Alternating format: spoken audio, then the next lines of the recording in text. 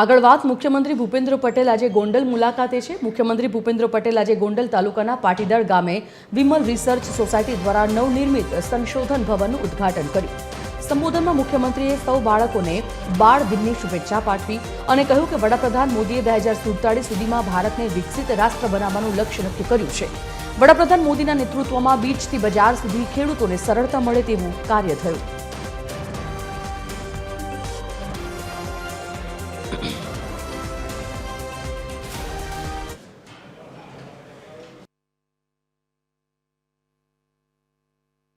विश्व नेता ने यशस्वी वडाप्रधान श्री नरेंद्रभाई मोदीए 2047 सुधीमां भारत ने विकसित राष्ट्र बनावવાનો संकल्प कर्यो छे।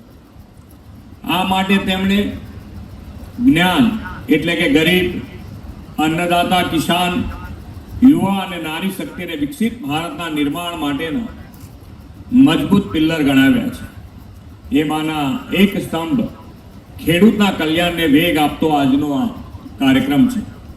श्री मोदी साहेबे तेमना शासन सेवा काळमां अन्नदाताना हितमां बीजथी लईने बजार सुधी असंख्य सुधाराओथी अन्नदाताने आर्थिक रीते अनेक गणो समृद्ध कर्यो छे।